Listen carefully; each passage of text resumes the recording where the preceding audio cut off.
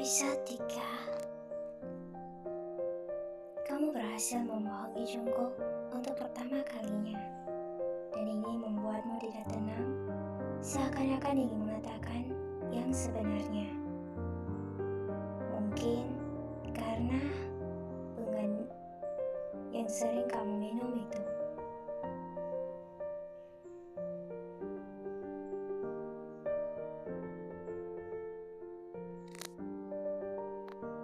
Jungkook masih bersikap tidak marah padamu karena kebohonganmu itu menyelamatkanmu dari marahnya Jungkook.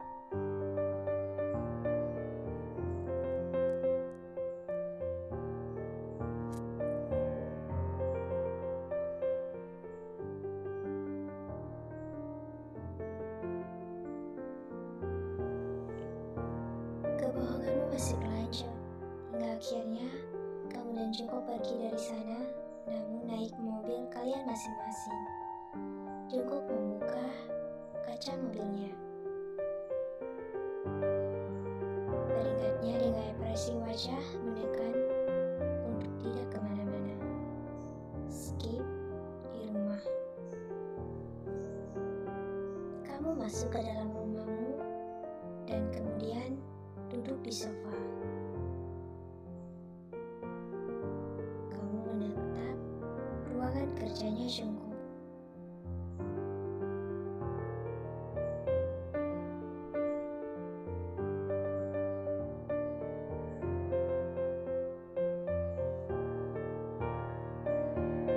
Kini kamu mulai bertanya-tanya, kenapa selama ini kamu tidak diperbolehkan untuk masuk ke ruangan kerjanya.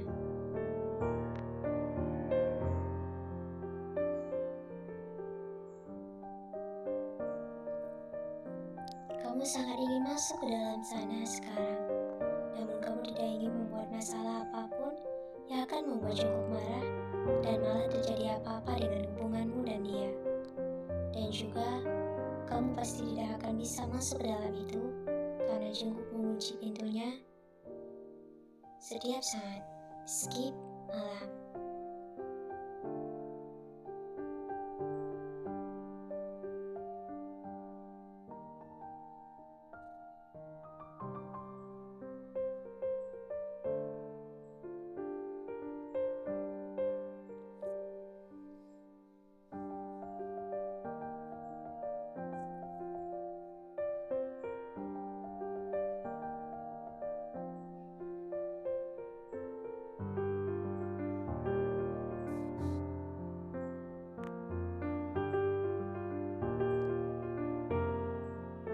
Mengeluarkan obat yang kamu berikan pada omamu tadi siang.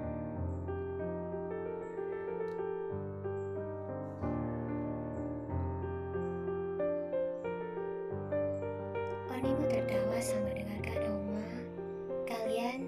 Kalau kamu pulang ke rumah hanya untuk meminta bantuan mereka. Onimu terlihat masih cukup kecewa denganmu dan dia juga masih marah padamu.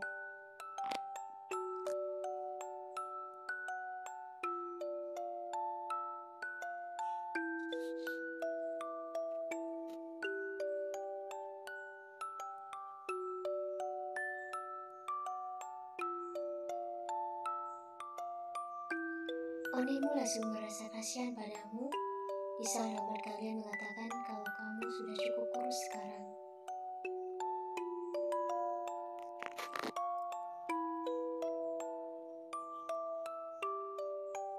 Omamu menangis dan kemudian memeluk Onimu.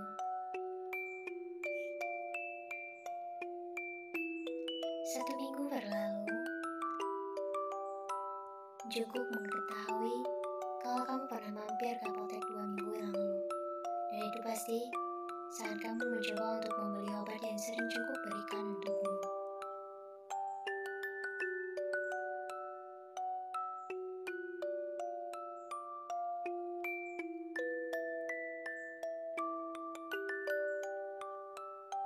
Kamu sudah hampir lupa kalau kamu pernah ke apotek.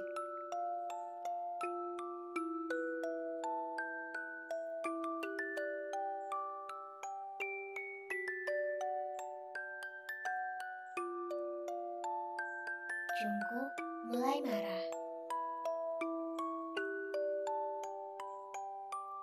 Ucapmu berpura-pura lupa kalau kamu pernah ke apotek.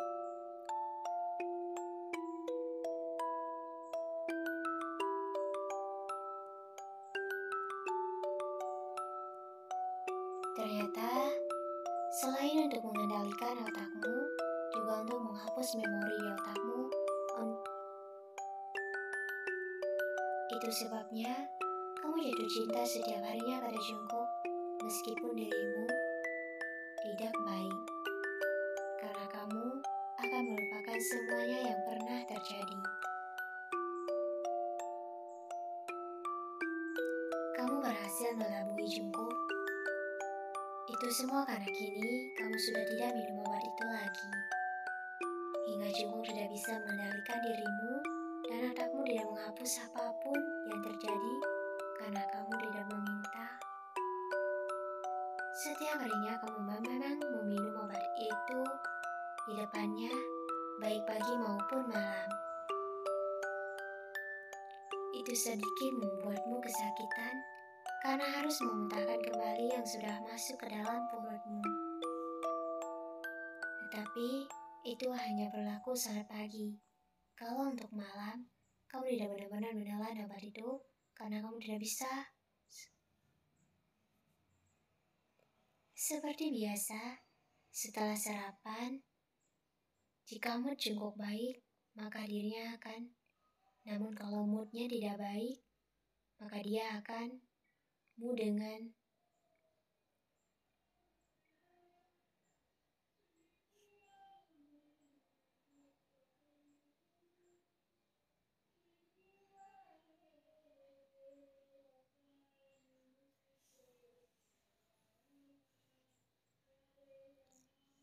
sikap saat berhubungan denganmu. Kini kamu sudah sadar kalau selama ini pasti dirinya. Next.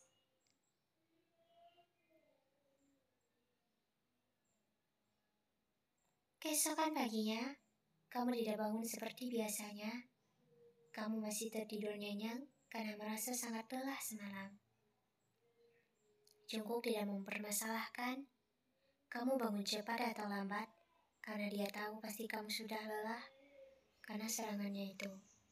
Hingga jam 8 pagi, Jungkook berangkat kerja dan kamu masih tertidur. Jungkook hanya mengucup kening sekilas dan kemudian berangkat kerja tanpa ingin membangunkanmu.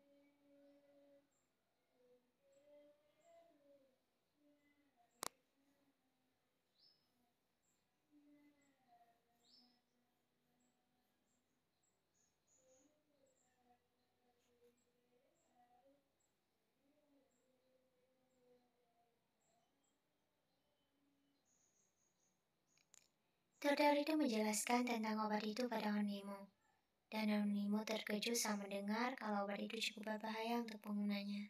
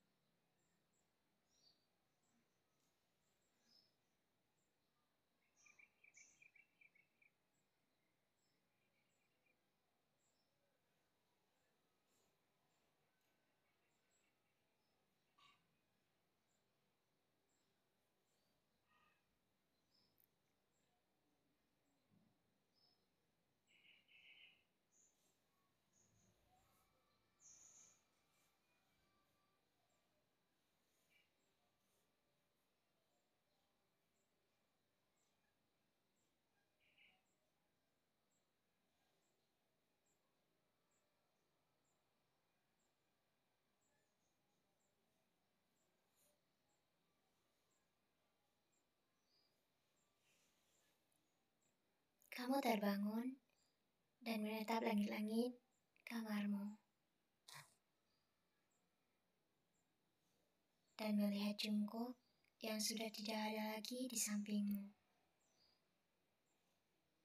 Kamu kembali mengingat apa yang terjadi semalam dan kemudian kamu menangis sejadi-jadinya.